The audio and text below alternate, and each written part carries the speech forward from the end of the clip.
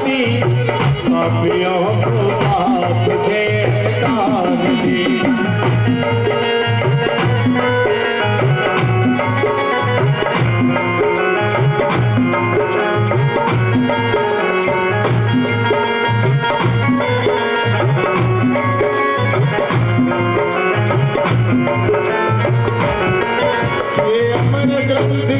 मुक्ति पंथी पंचम वेद निराला नव ज्योति जगाने वाला।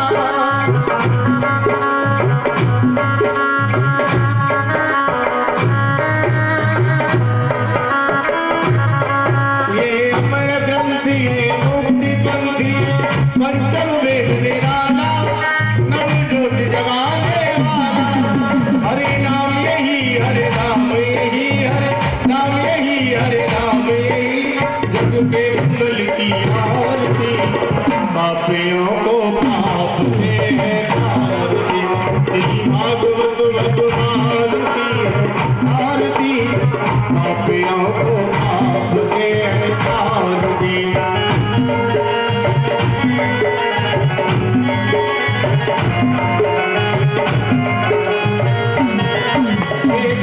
गीत पावन पुनि पापों को मिटाने वाला हरि दर्श कराने वाला।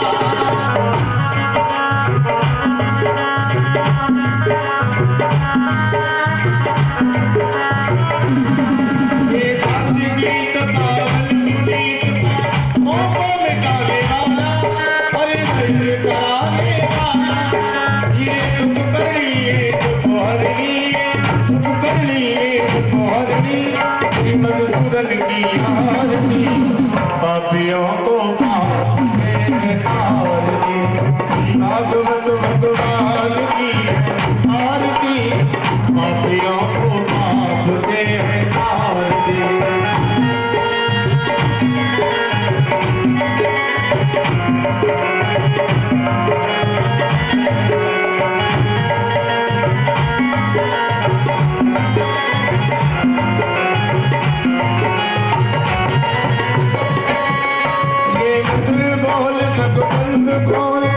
मार्ग बताने वाला बिगड़ी को बनाने वाला।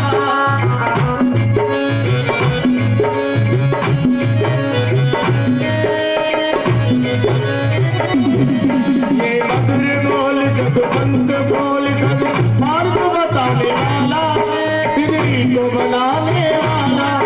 श्री राम यही घनश्याम यही श्री राम यही घनश्याम यही प्रभु की महिमा की आरती पापियों को पाप से तारती। श्री भागवत भगवान की आरती पापियों को पाप से तारती। कर्पूर गौरम करुणावतारम संसारसारम भुजगेन्द्रहारम सदा सुगन्धिं वेदान्तवेदिने त्वं वदामि वेदं नमामि। त्वमेव वन्दो जगदात्मदेव त्वमेव वेद्यादिदं त्वमेव त्वमेव सर्वं मम देव देव। श्री भागवत भगवान की आरती पापियों को पाप से तारती पापियों को पाप से तारती पापियों को पाप से तारती पापियों को पाप से तारती। बोले श्रीमद्भागवत महापुराण की जय। बोले सुखदेव भगवान की जय। श्री भक्त अपने अपने यथास्थान बैठ के आए परम पूज्य ब्रह्म सत्य श्री व्यासी महाराज के मुखारविंद से सुंदर सुंदर कथाओं को छोड़कर जीवन को कथात बनाए। हेलो हेलो हेलो हेलो पूरी सेटिंग खराब कर दी। श्री राधे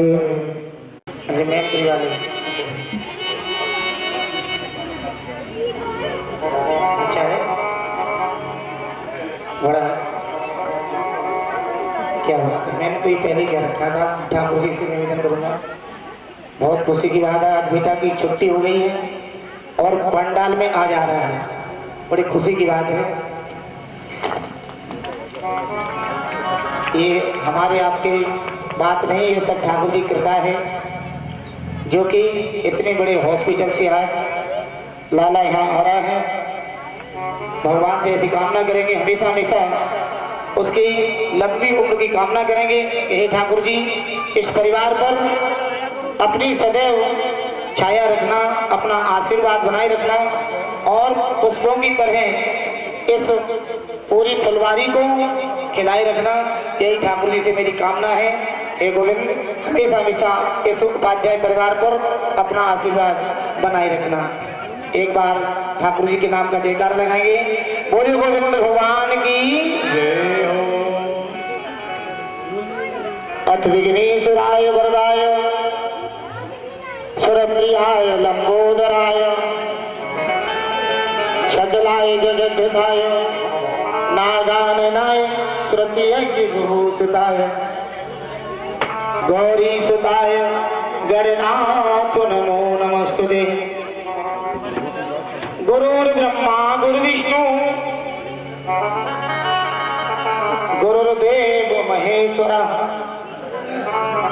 गुरु साक्षात् परम ब्रह्म तस्मै श्री गुरुवे नमः। सच्चिदानंद रूपाय विश्वोपत्याद हेतवे तापत्रय विनाशाय श्री कृष्णाय वयं नमः। वसुदेव सुतं देवं कंसचारूढमर्दनं देवकी परमानंदम कृष्णं वंदे जगद्गुरु। इन्हें समझा दो शांत की। अब देखो ये शांत बोल रहा है,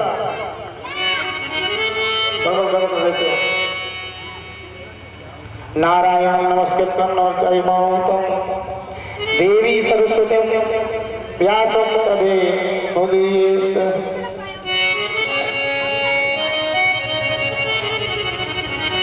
सर्वमंगल मांगल्ये शिवे सर्वार्थ साधके शरण्ये त्र्यंबके गौरी नारायणी नमोस्तुते। मनोजवं मारुततुल्यवेगं जितेन्द्रियं बुद्धिमतां वरिष्ठं वातात्मजं वानरयूथमुख्यं श्रीरामदूतं शरणं प्रपद्ये। राधे मेरी स्वामिनी में राधे दुर्दास जन्म जन्म मोहि दीजियो श्री वृंदावन को वास। मुरली गाने मुकुट मनोहर न मन मेरा स्वीकार करो। हे वासुदेव आनंद कंदो चरणों में हूँ प्रभु ध्यान रखो। आइए हनुमान विराजिए, आइए हनुमान विराजिए, कथा कहूँ मति अनुसार प्रेम सहित गद्दी धरो सुबेटियों पवन कुमार। सभी भक्तों 2 मिनट ठाकुर जी के चरणों में अपना ध्यान लगाएंगे। उसके तत्पश्चात बड़ी श्रद्धा और भक्ति के साथ पावन कथा का अमृतपान करेंगे। हे गोविंद,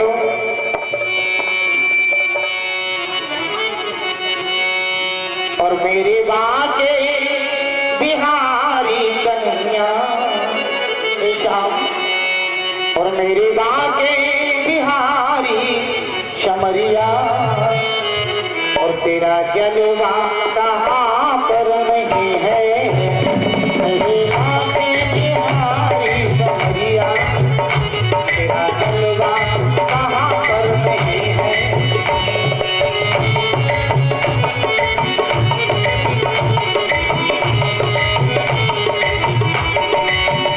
मेरे बाके बिहारी शमरिया,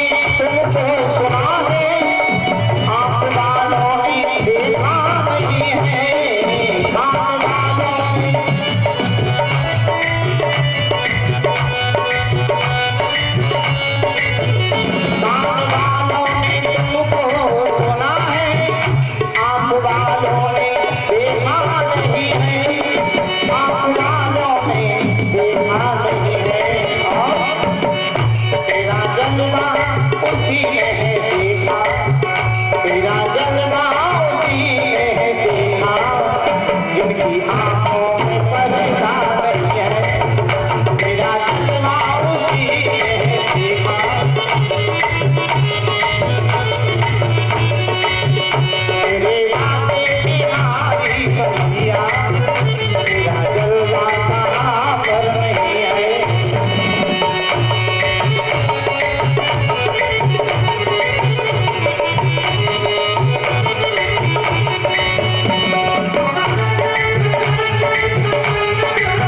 राधे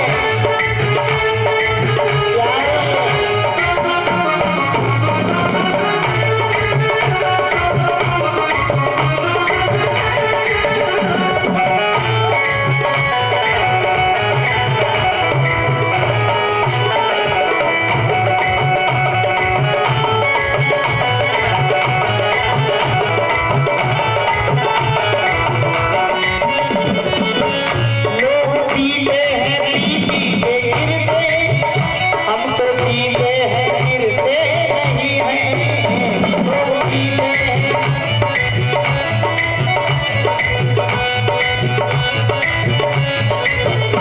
लोग पीते हैं पी पी के गिरते, हम तो पीते हैं गिरते नहीं हैं।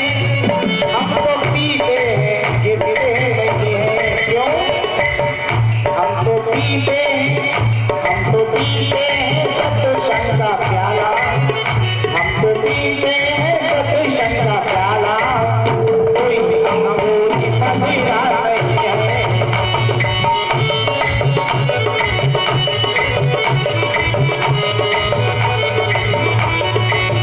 तेरे बातें बिहारी सखिया, तेरा जलवा कहाँ पर नहीं है।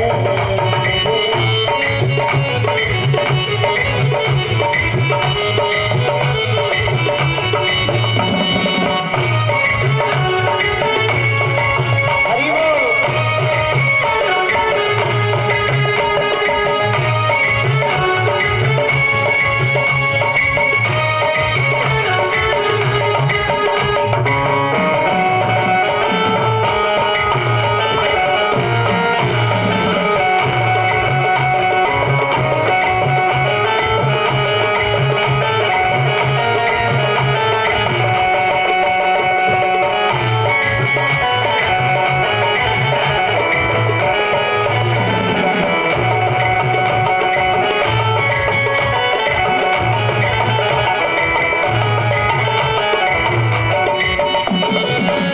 देख आऊंगा शामो सवेरे, तेरे चरणों का लेके सहारा, देख आऊंगा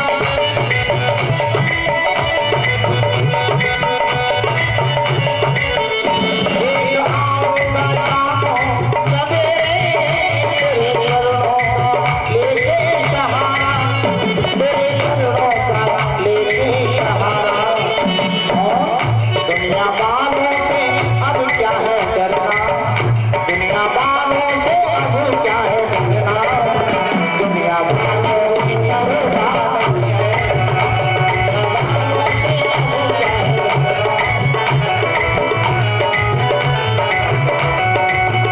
तेरे बातें बिहारी सखिया, तेरा जलवा कहाँ पर नहीं है। तेरे बातें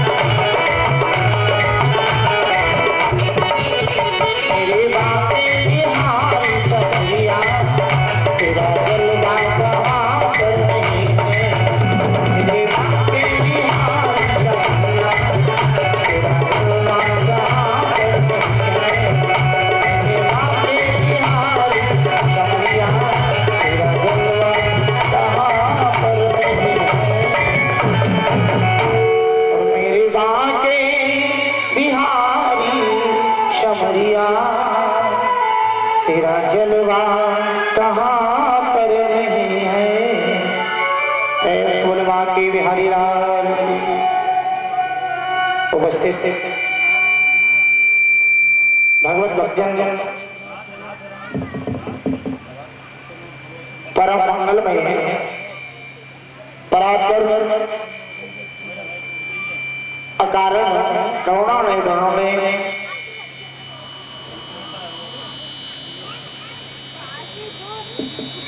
बिजली को भी मात दे दे ऐसे पीताम्बर धारण करने वाले भगवान कृष्ण को मैं कोट कोट दे प्रणाम करता हूँ।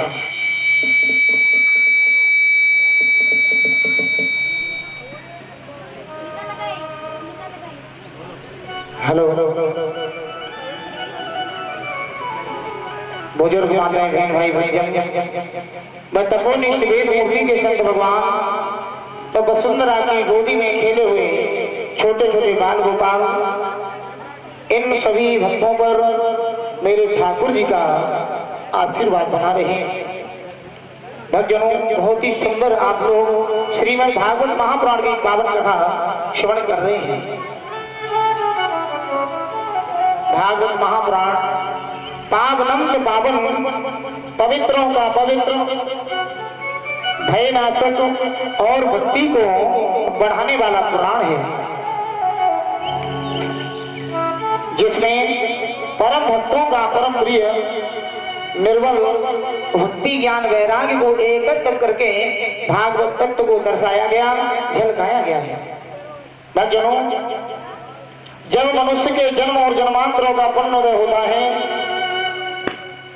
तब श्रीमद् भागवत जी की कथा सुनने का अवसर भक्तों को प्राप्त होता है। ये बताता हूँ रोजाना एक जन्म की बात नहीं, जन्म जन्मांत पुण्य कई एक जन्मों का पुण्योदय होता है। लेकिन आप लोगों का बड़ा अहोभाग्य है जो हमारे भैया शैलेंद्र उपाध्याय जी के निमित्त निरंतर 9 दिनों तक भगवान की पावन कथा श्रवण करने के लिए आप लोगों को मिल रही है। और सोचने वाले अब भी सोच रहे हैं, आज नहीं कल नहीं परसों भी तो 2-3 दिन बाकी है। भक्तजनों एक कल पर झूठा वादा करते हैं। यहाँ पर समझने की बात है कल का किसे पता है कल क्या होने वाला है? कल की तो जानकारी केवल मेरे गोविंद को है, मानव को नहीं। और जब कुछ पता नहीं है तो कल पर क्यों टाल रहे हो? भगवान की कथा के लिए समय नहीं सोचना चाहिए, भगवान के भजन के लिए भगवान की भक्ति के लिए जितना जल्द हो सके उतना ही समय निकालना चाहिए, तभी ये जीवन सार्थक है। ये जीवन का लक्ष्य है। बड़े भाग्य से ये मानव काया मिली है, बड़े भाग पुण्य किए होंगे, लेकिन यहाँ आने पर माया जाल में पड़ जाते हैं और परमात्मा को भूल जाते हैं। और हमें कथाएं यही बताती है कि जो जीवन है हमारा 24 घंटे में 24,600 सांसें जो मानव लेता है, हर सांस पर परमात्मा का नाम आना चाहिए। लेकिन मानव सोचता है कि अभी नहीं, अभी तो यौवना अवस्था है, बंगला बना ले, कोठी बना ले, सारे कार्य बना ले, लेकिन फिर सोचता बात में बैठ करके भगवान का भजन करूं, फिर भजन हो ही नहीं पाता है। क्यों? कि जीवन गुजर गया तो जीने का ढंग आया, क्षमा बुझ गई जब तब महफिल में रंग आया। घर से चला मुसाफिर और जाना था बड़ी दूर, और गाड़ी निकल गई तो बेढंग वापस आया। जब सारा जीवन निकल गया, वृद्धावस्था आ गई, तब सोच रहे हैं कि लाओ भगवान का भजन कर ले। भक्तजनों का ध्यान रखना, जब शरीर में शक्ति नहीं होगी तो आप लोग भक्ति नहीं कर सकते। जब शरीर में शक्ति नहीं होगी तो भक्ति नहीं होगी, और जब भक्ति नहीं होगी तो ज्ञान नहीं होगा, क्योंकि भक्ति के ही बेटा है ज्ञान और वैराग्य। जब शक्ति नहीं होगी तो भक्ति नहीं होगी, और भक्ति नहीं होगी तो ज्ञान नहीं होगा, और ज्ञान नहीं होगा तो वैराग्य नहीं आएगा, और जब वैराग्य नहीं होगा तो मोक्ष की प्राप्ति हो नहीं सकती। इसलिए कथा सुन करके अभी से आदत बना लो। वृद्धावस्था में सेवा पूजा भगवान की हो ही नहीं पाएगी, वो शक्ति शरीर में नहीं रहेगी, तो भक्ति कैसे करोगे? और कोशिश भी करके अगर करना भी चाहे, कर भी ली तो इस जीवन में काम नहीं आएगी। वृद्धावस्था की की हुई भक्ति दूसरे जन्म में काम आएगी, ये जीवन तो ऐसे ही बीत जाएगा। जबकि कथा सभी सुनते हैं, श्री राम ने काम रूपी रावण पर कितनी उम्र में विजय पाई थी? जिस समय श्री राम जी का विवाह हुआ था उस समय मेरे प्रभु की उम्र थी 27 वर्ष, मैया जानकी थी 18 वर्ष की। और यौवना अवस्था में ही काम रूपी रावण पर मेरे प्रभु राघवेंद्र सरकार श्री राम ने विजय को पाया। सच्ची भक्ति तो वही है जो यौवना अवस्था में की जाए, वृद्धावस्था में तो सभी संत हो जाते हैं। भक्तजनों, कथा को सुनकर जीवन में उतारो, उसका अनुकरण करिए। लेकिन आज का ये मानव कैसा है जो कि सुनने के बाद भी भूल जाता है, शाम को सो जाता है, सुबह भूल जाता है। जबकि सभी जानते हैं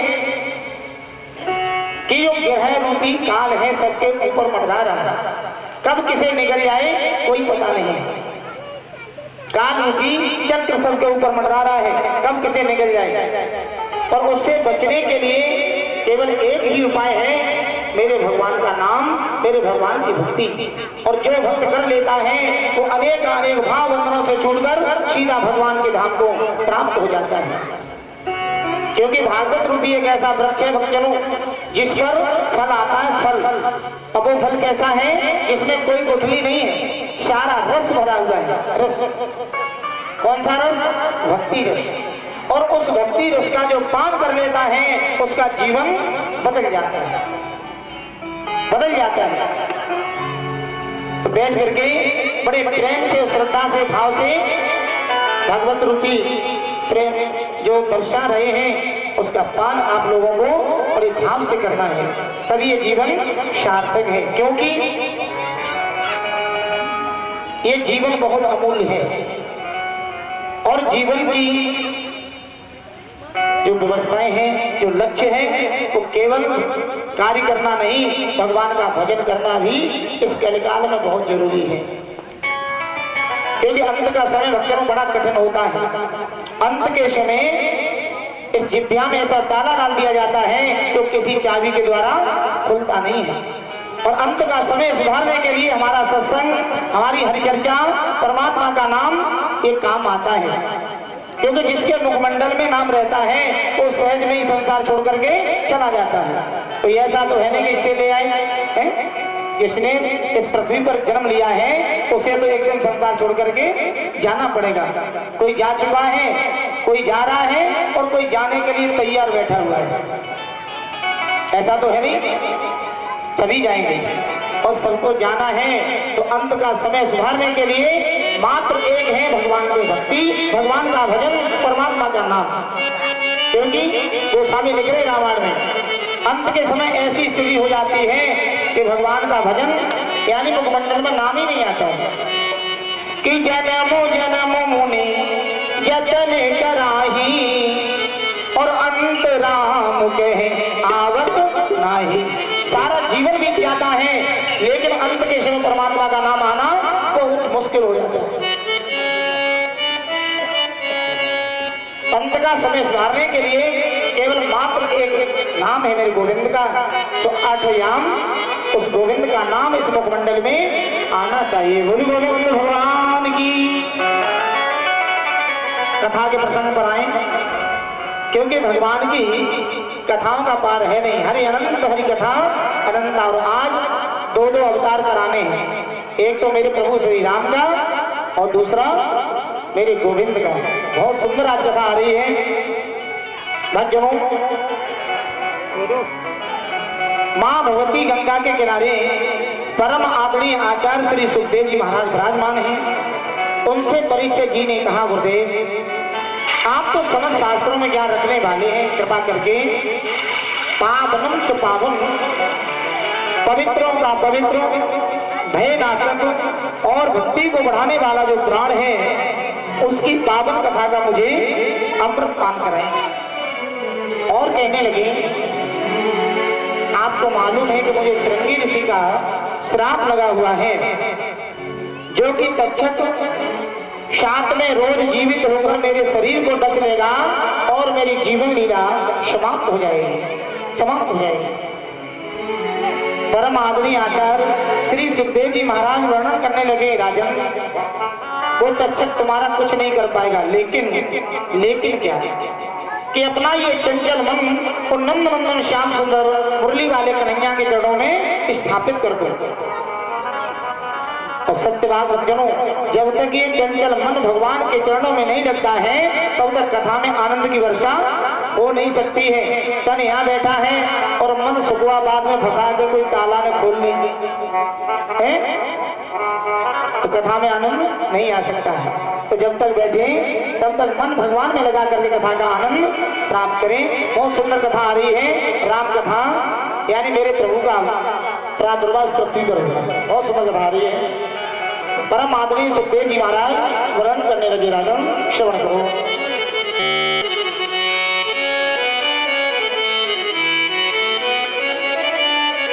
और कहे कथा सोई सुखद सुहाई, कहे कथा सोई, कहे कथा सोई सुखद सुहाई।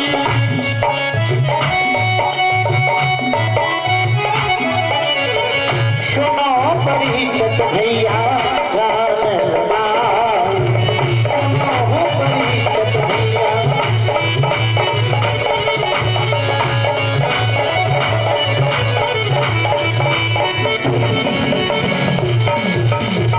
परम आदरणीय आचार्य श्री सुखदेव जी महाराज वर्णन करने लगे, राजन श्रवण करो। बहुत सुंदर कथा आ रही है, राम अवतार।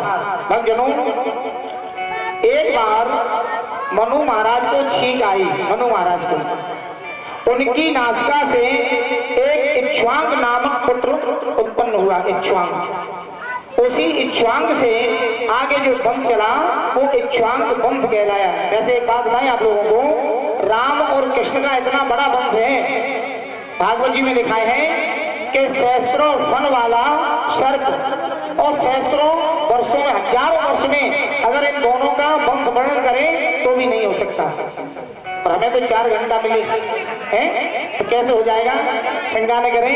बस इक्ष्वाक वंश कहलाया। इक्ष्वाक की कई पीढ़ी बीत जाने के बाद एक सैंचित नामक पुत्र हुआ। सैंचित, फिर भी कोई संतान नहीं हुई है। सैंचित नामक पुत्र हुआ और सैंचित के पुत्र हुए युवनाश। युवनाश के 100 स्त्रियां थी, 100, फिर भी कोई संतान नहीं हुई। 100 स्त्रियां हैं फिर भी कोई पुत्र नहीं है। तो इन्होंने अपने गुरुदेव भगवान को बुलाया और पुत्र प्राप्ति के लिए पुत्र यज्ञ कराया। यज्ञ हो रहा है और यज्ञ जब शाम को विराम हो जाता है, देखा होगा आप लोगों ने, हमारे आचार्य जी ये कराते हैं तो जल के अंदर घी छिड़वाते, एकदम नमक वाला। ऐसे ही एकदम नमक का जो जल बच जाता था तो एक घड़े में बंद कर देते थे। रात्रि के समय युवनाश को प्यासा सताने लगी। अब जल तलाशने लगे, जल कहीं मिला नहीं, तो जो एकदम नमक का जल घड़े में रखा था, प्यासा होने के कारण युवनाश ने वो जल का पान कर लिया। लेकिन वो मंत्रों के द्वारा था तो इनके उदर में एक बालक की उत्पत्ति हो गई। युवनाश की टोक चीर करके उस बालक को बाहर निकाला, मंत्रों के द्वारा युवनाश को जिंदा किया। लेकिन अब उसकी भाई कौन बने, भाई। तो इंद्र ने अपनी तर्जनी उंगली उस बालक के मुख में डाली, तब उसका नाम मानधाता पड़ा, मानधाता। और ये मानधाता के पुत्र हुए हैं अम्बरीश, पौरपुत्र आदि। जब उनके ही वंश में चल करके महान धर्मात्मा राजा रघु हुए हैं और रघु के हुए हैं अज, और अज के हुए हैं महाराज दशरथ, जो अयोध्या के नरेश थे। महाराज दशरथ के 3 रानियां हैं, सभी जानते, कौशल्या, कैकेयी और सुमित्रा। लेकिन चौथापन आने वाला है। एक बार मन में गलानी हुई है, ऐसा रामायण में गोस्वामी जी लिख रहे हैं। तो राम कथा कहने से पश्चात आप लोग सभी 1-2 चौपाई रामायण की हमारे साथ साथ बोलेंगे, गुनगुनाएंगे। हो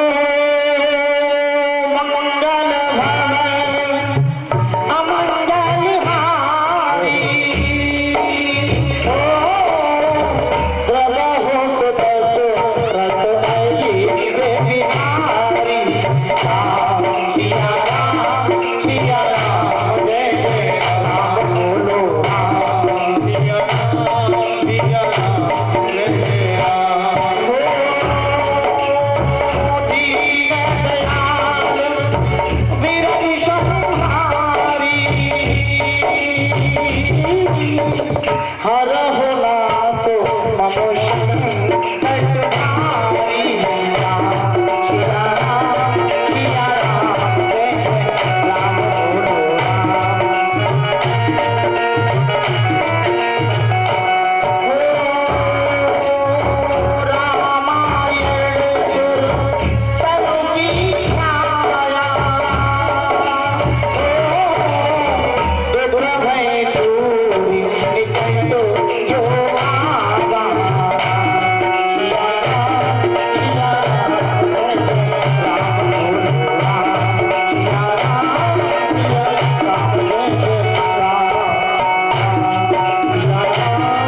सिया राम जय जय राम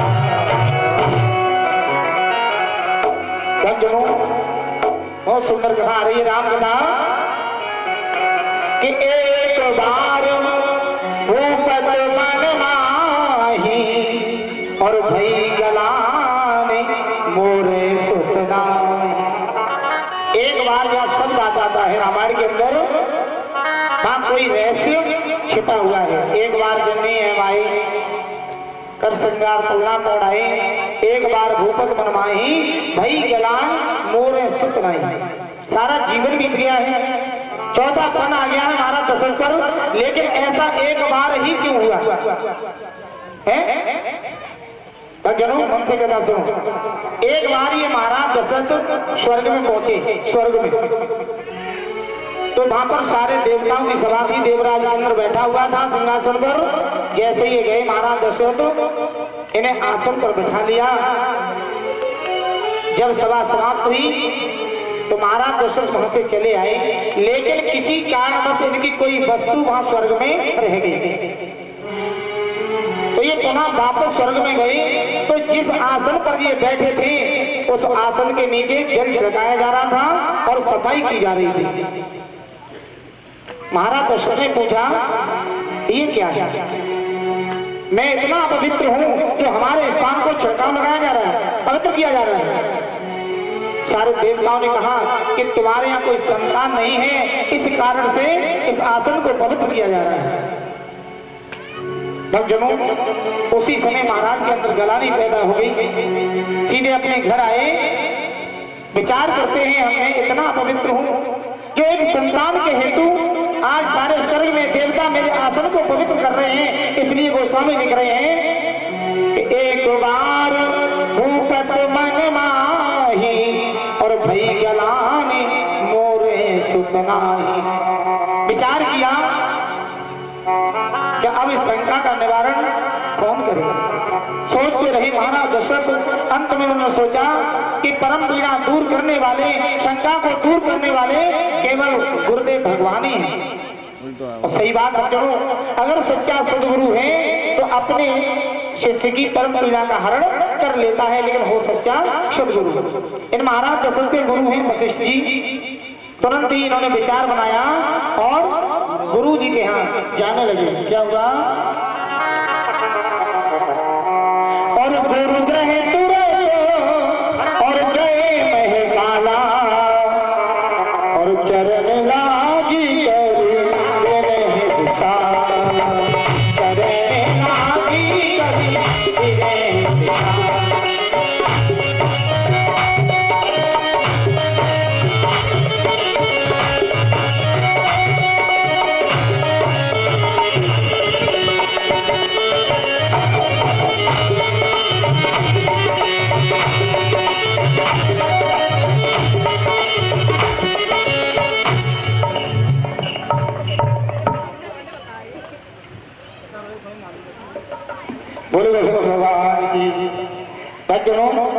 गुरु जी की शरण ले ली, जाकर के चरणों में मस्तक रख दिया। गुरुदेव कर लिए विवाह मैंने तीन, लेकिन फिर भी संतान कोई पाई नहीं है। गुरुदेव मुझ पर चौथापन आने वाला है और संतान एक भी नहीं मिली। मेरे कुल की रक्षा के हेतु एक कुल दीपक की कृपा करिए गुरुदेव, आप तो समर्थवान हैं। जब दीन भाव से गुरु जी के पास गए तो गुरु जी ने इन्हें आशीर्वाद दिया कि धरो धीर हुए सुतचारी, धैर्य को धारण करो, तुम्हारे 4 बेटे होंगे। घबराओ नहीं। लेकिन यहाँ पर भी शंका करते लोग रामायण में कि गुरु जी ने 4 पुत्रों के लिए ही संकेत क्यों कर दिया, घरो धीर हुए हैं सुत चारी। अरे 3 रानियां थी, 2-2 कह देते सबके लिए, या 1-1 3 के लिए कह देते कि 4 के लिए क्यों कोई 4 पुत्रों के लिए संकेत क्यों किया। भक्तजनों, जिस समय महाराज दशरथ गुरु जी के पास गए तो अपने हाथों में 4 पुष्प लेकर के गए थे, जाकर के गुरु जी को भेंट कर दिए। तो गुरु जी को 4 पुष्पों का ध्यान रहा, आशीर्वाद दिया कि धरो धीर हुए हैं सुत चारी। इसलिए दान जब भी करो तो सोच समझ के करो। मैंने देखा है लोग दान करते हैं, जितना सड़ा फटा कटा गला सब नोट घुमाया ठाकुर जी पे रख देते लोग। अरे अच्छे नोट चढ़ाइए, जैसा दोगे भगवान को वैसा ही तो मिलेगा। कभी ऐसा नहीं करना चाहिए। अरे भगवान को अपने से अच्छा भेंट करना चाहिए, ये नहीं टूटे फटे सड़े सड़े सब भगवान को ही भेंट कर दो सब स्वीकार करेंगे, ऐसा नहीं है। पता नहीं कब भगवान की किस्मत किसकी जो तैयार कर दे, भगवान किसे आशीर्वाद दे दे। तो हमेशा अच्छा अच्छा उन्हें भेंट करना चाहिए तो तुम्हारे सारे कार्य अच्छे हो जाए। आज महाराज दशरथ ने 4 पुष्प भेंट किए तो गुरु जी ने आशीर्वाद दिया, धरो धीर हुए हैं सुत चारी, तुम्हारे 4 बेटे होंगे। लेकिन एक उपाय करना पड़ेगा, क्या कि तुम्हारे मान पक्ष वाले हैं श्रृंगी ऋषि जी, उन्हें बुलाओ और पुत्रेष्टि यज्ञ कराइए। सारा विधान समझा दिया। महाराज दशरथ अपने अयोध्या नगरी पधारे। तुरंत ही क्या किया महाराज दशरथ ने कि श्रृंगी ऋषि वशिष्ठ बुलावा, श्रृंगी ऋषि वशिष्ठ बुलावा,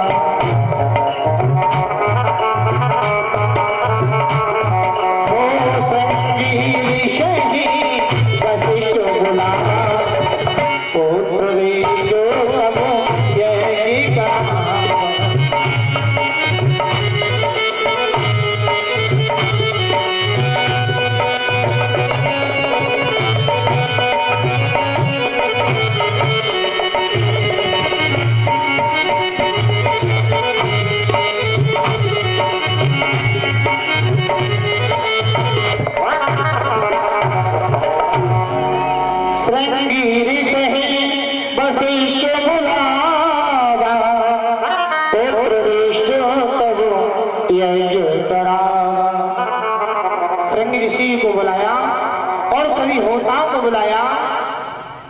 सभी रानियां और राजा मिलकर के पुत्र यज्ञ करने लगे। स्वाहा स्वाहा की दुनिया होने लगी।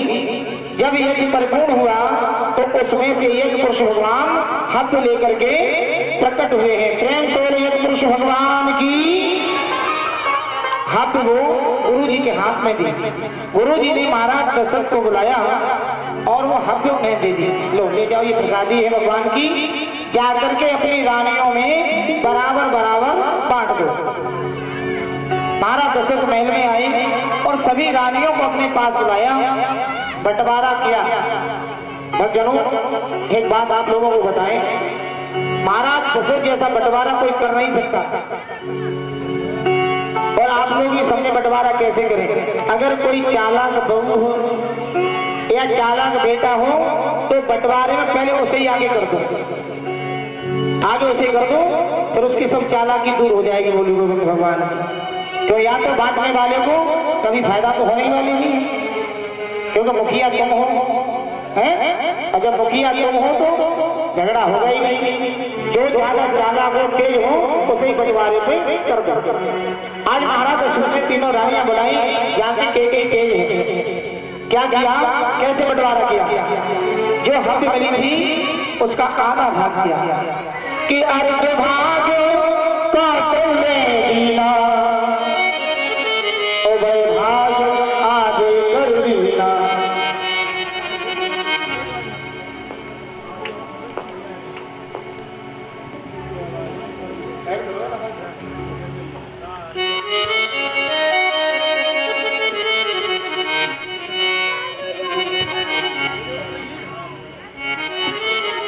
बोली गोविंद भगवान की।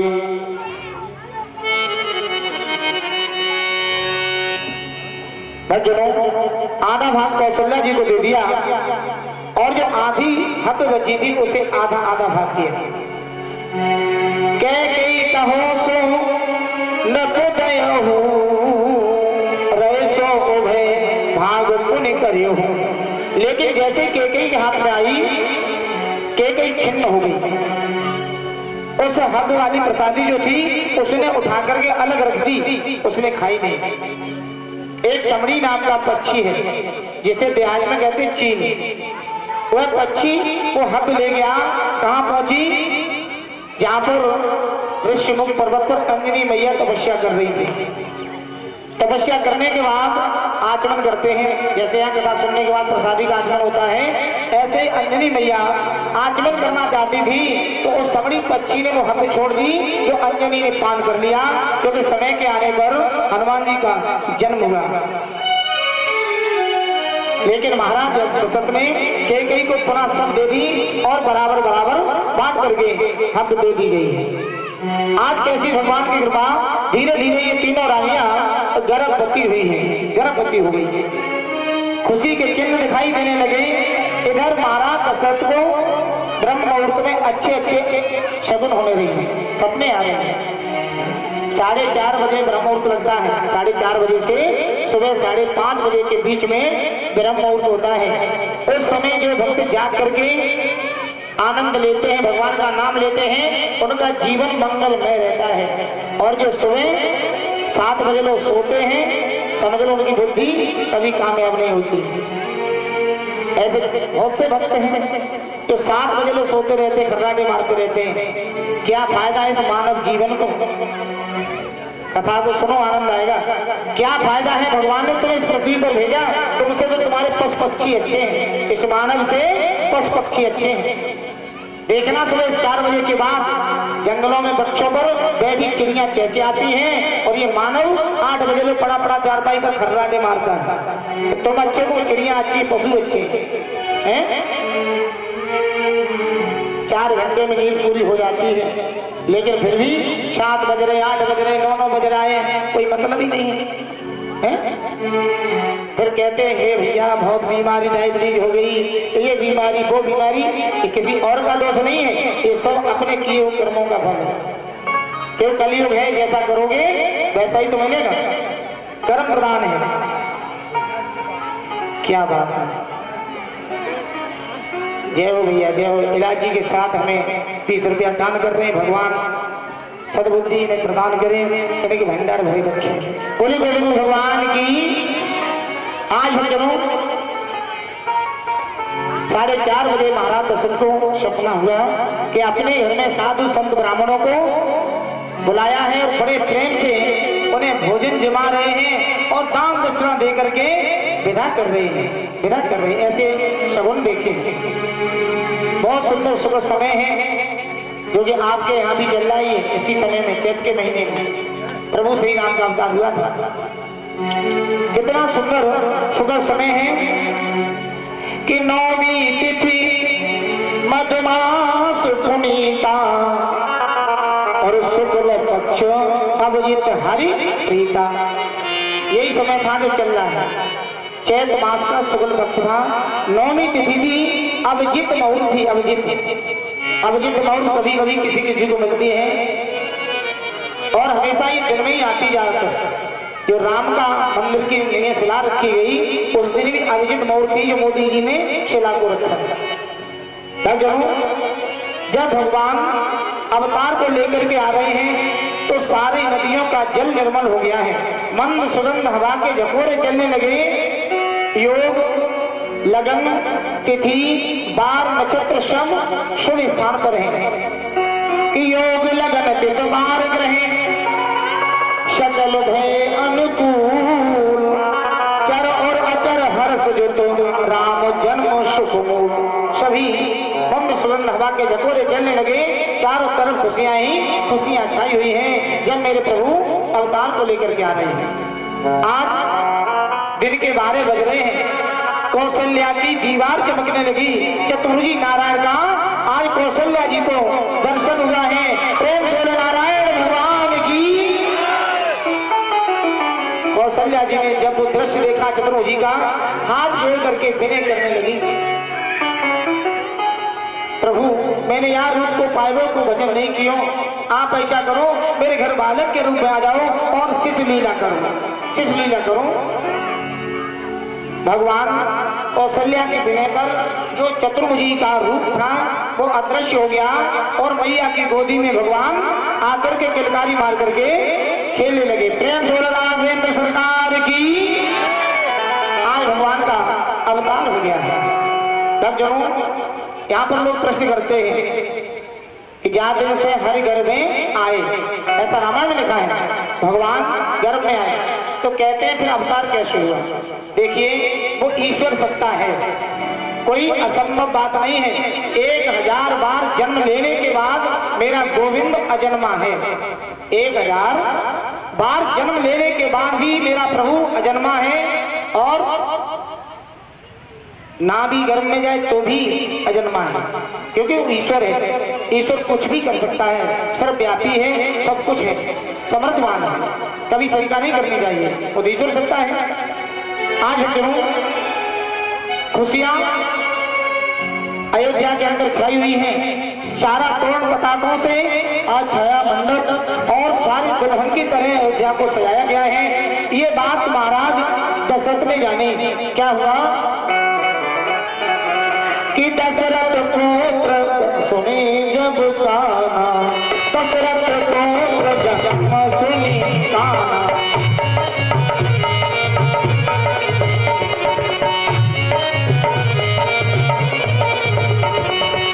दशरथ पुत्र जन्म सुनी काना, दशरथ पुत्र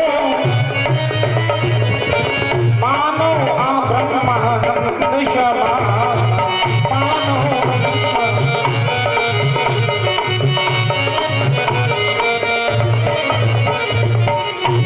दशरथ पुत्र जन्म सुनी काना और मानो ब्रह्मा नंदो क्षमाना।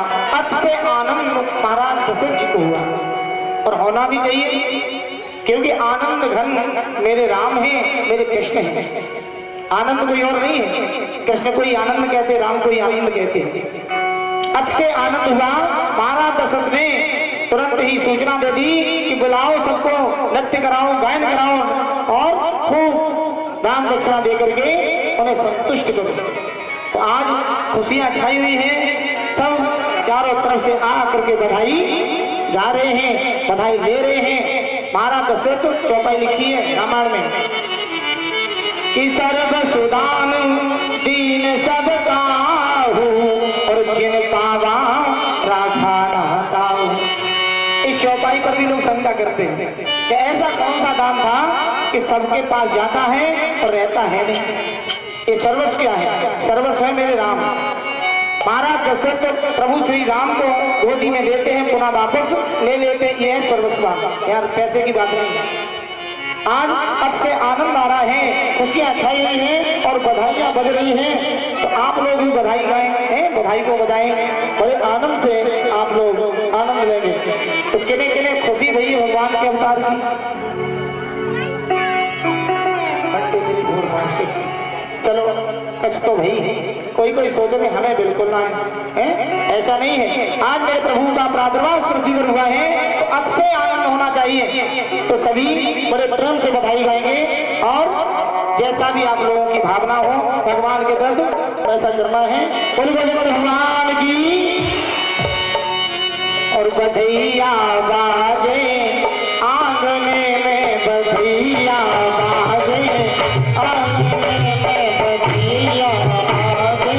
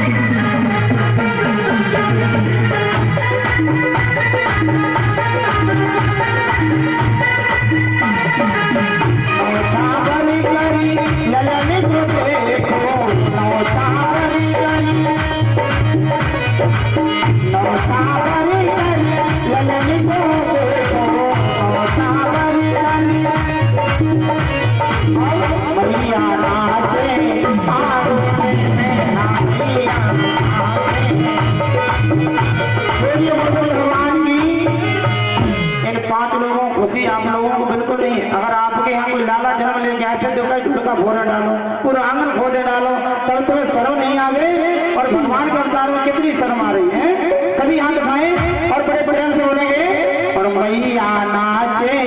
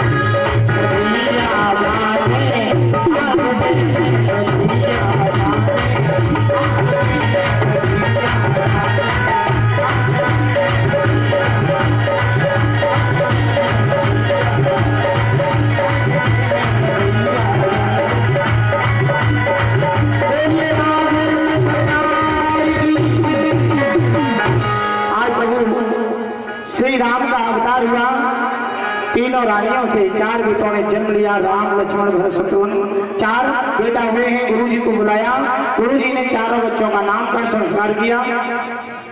बड़े पुत्र का नाम राम, लक्ष्मण, भरत और शत्रुघ्न, 4 बेटा हुए हैं। धीरे धीरे ये चारों पुत्र बड़े हो रहे हैं। भैया धर्मेंद्र जी, उपाध्याय जी,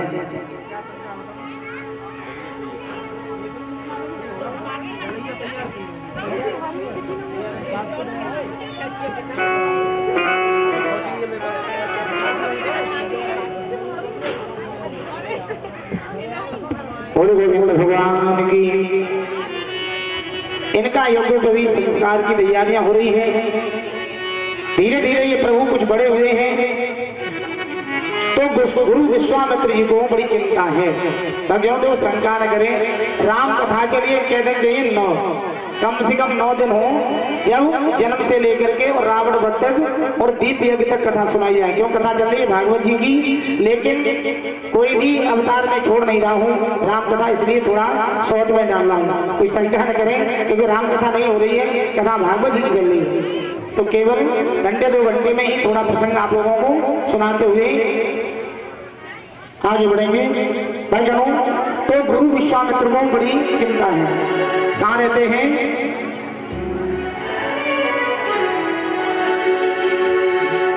और विश्वामित्र महामुनि ज्ञानी वसैत तू आश्रम जानी सिया राम भजो सिया राम भजो सिया राम भजो राम भजो राजत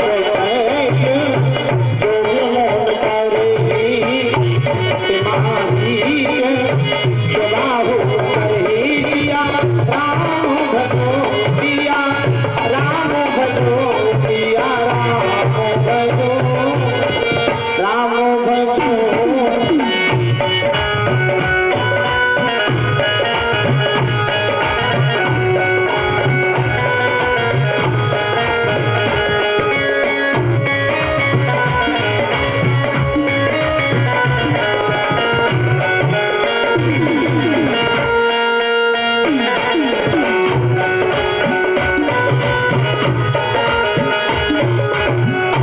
जंगल के अंदर गुरु विश्वामित्री रहते हैं, लेकिन वो तो बेचारे यही करते हैं, मारीच स्वभाव आकर के उनका यज्ञ विध्वंस करते हैं। जब इनका ऐसा यज्ञ विध्वंस हो जाता है तो बड़ी चिंता है कि गाधी तने मन चिंता व्यापी और हर दिन मरे निश्चर पापी।